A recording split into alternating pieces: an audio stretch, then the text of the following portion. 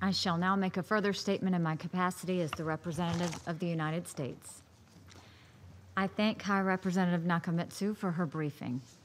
History's verdict on the conflict in Syria is not yet written. There have been plenty of missteps, miscalculations, and willful negligence over the course of the war. There has been evil, there has been honor, and many things in between.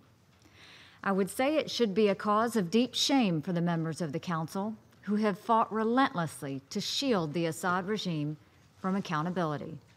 Instead, those members have made a clear display of their cynicism, their penchant for brutality, and their lack of capacity for shame. Still, the competition for how the Syrian war will be remembered as an example of humanity at its worst or humanity at its best goes on. Today's Security Council session is devoted to chemical weapons. But make no mistake, an Assad regime offensive on Idlib would be a reckless escalation even if chemical weapons were not used. It is up to Russia to keep this from happening. It is up to Russia to keep this from happening, and we will discuss the humanitarian consequences of the Idlib offensive in greater detail tomorrow. In the meantime, the Russian Federation has recently been building up its naval forces off the coast of Syria, signaling that Moscow is prepositioning itself to once more abet the murder and mayhem of the Assad regime. And as has happened numerous times in the past, there are signs that the Assad regime is planning to use chemical weapons to finish off the siege of Idlib. As in the past, the Syrian regime and its Russian and Iranian allies are spreading lies about who is behind chemical weapons attacks in Syria. Their claims are baseless. They are the definition of fake news. In fact, if the past is any guide, the Syrian and Russian attempts to blame others for the use of chemical agents is an indication that the Syrian regime still believes it can use these horrific weapons with impunity, and an indication that the Syrian regime may be preparing to use these horrific weapons in future attacks. No one, I repeat, no one is fooled. Here are the terrible facts of the war in Syria. 5 years ago, the Assad regime launched missiles containing a cocktail of deadly gas at the people of Ghouta. 1,429 people were killed. On April 4th, 2017, the Assad regime dropped sarin gas from the sky on the people of Khan Sheikhoun. The attack killed over 70 innocent Syrians, including dozens of children.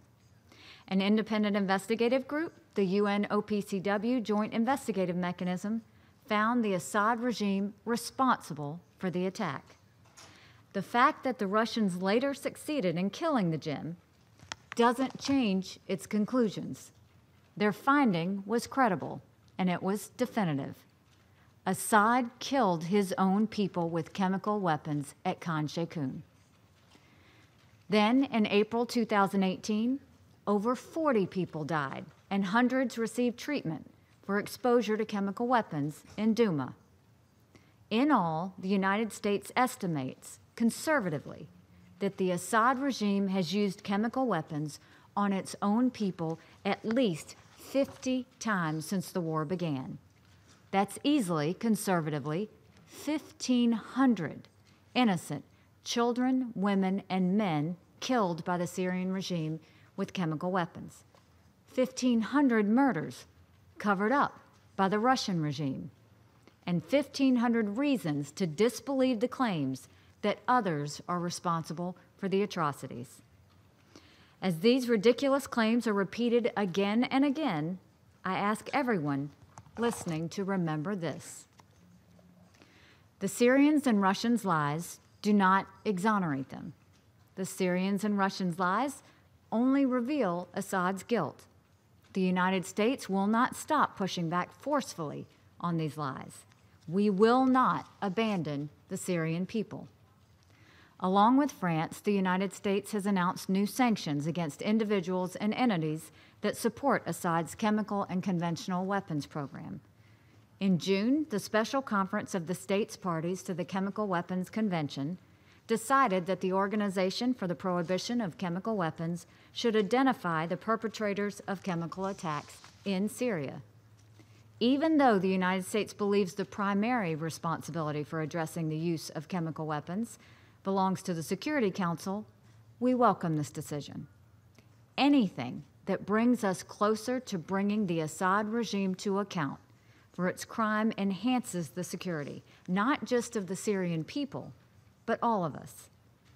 In referencing accountability, we have a message for the Assad regime and anyone contemplating using chemical weapons in Syria. In the past 18 months, I have stood on this floor twice, promising that the United States would respond to the use of chemical weapons in Syria. Both times, this administration followed through. The United States and its allies forced the Assad regime to pay its price for its crimes. So we want to take this opportunity to remind Assad and his Russian and Iranian partners, you don't want to bet against the United States responding again. The story of the war in Syria is still being written. There is still time for those who believe in human dignity to shape history. There is still time for the nations of the world to come to their aid. And there is still time for those who would commit additional acts of human savagery to reconsider their actions. The choice is theirs, and it will dictate our response in the time and the manner of our choosing. Thank you.